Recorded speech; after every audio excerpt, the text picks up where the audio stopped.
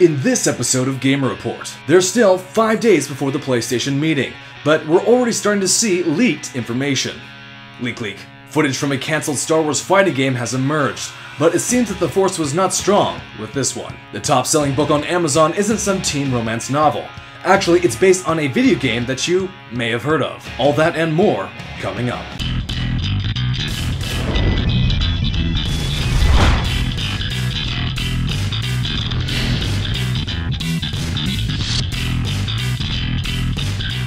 Good day, fellow YouTubians, and welcome back to another episode of Gamer Report, your weekly lowdown of coffee. It's funny because before I started college, I really didn't care for the stuff, but I learned very quickly that once you start college, coffee becomes your lifeblood.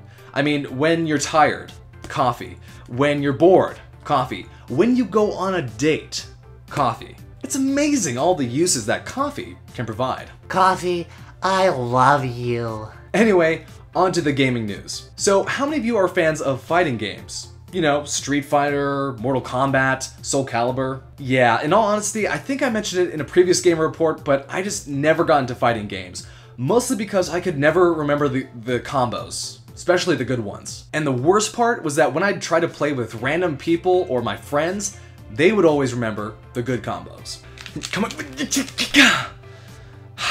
This game sucks. Anyway, some footage from a cancelled Star Wars fighting game has surfaced. The entitled game was being developed for the original Xbox by the now-defunct Studio Gigante. Now, you're probably wondering, why even bring this game up? Well, young Padawans, I want to see what you guys thought of a modern Star Wars fighting game. For instance, if a studio with a good track record was to make such a game, would that concept appeal to you, the whole Star Wars fighting game? I think that Soul Calibur was the last game to implement Star Wars characters with the whole fighting game mechanic. I mean, correct me if I'm wrong, but I'm pretty sure that was the last one, which was in 2008, so anyway, go Yoda. Actually, I think Darth Vader is better.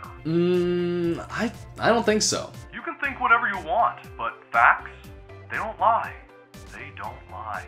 So within this last week, 2 PS4 prototype controller images have popped up. This isn't the controller you're looking for. Actually, the images have been confirmed by a trusted source. Trusted source, my. Right, so anyway, looking at these images, what do we see? First off, the controller's shape seems to be very similar to the current PlayStation controllers. By far, the biggest change is the touchscreen. And since it's located in the center of the controller, there are no start or select buttons to be seen. And as in most cases of cool electronics, there is an illuminated light next to the touchscreen. Oh, party. Today, game controllers. Tomorrow, Death Star. In the second image, a headphone jack can be seen underneath the dual analog sticks. Does that mean I can plug in my Bose headphones? And don't forget, the PlayStation meeting will be taking place on February 20th, so be there or be Stormtrooper. Actually, to be a Stormtrooper, you have to go through rigorous training. That's funny because I overheard you say that all you had to do was show up and you got the job. No comment.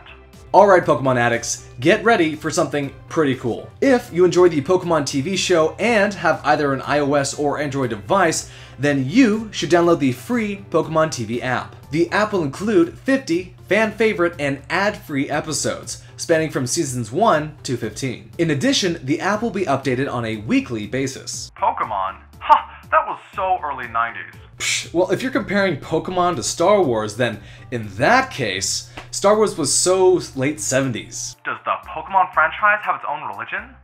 I don't think so. In addition to TV episodes, the app will also make the newest Pokemon feature, Pokemon the Movie Kyurem vs. the Sword of Justice, available from February 15th through the 18th. Pokemon! So things are looking pretty dismal for Nintendo right now. According to the site Gamasutra, in the US, an estimated 45 to 59,000 Wii U's were sold in January, which is pretty small compared to the 281,000 Xbox 360s that were sold. If these numbers are correct, this will mean that the Wii U sales were worse in January than any single month of the entire lifespans of both the PS3 and 360. Personally, I think if Nintendo just made more Star Wars games, they would be making a profit. Making things even more difficult, Nintendo refuses to price cut the relatively new console, which really only makes things worse. But here's the ultimate question. Do you think that the Wii U will be the last home console that Nintendo ever releases?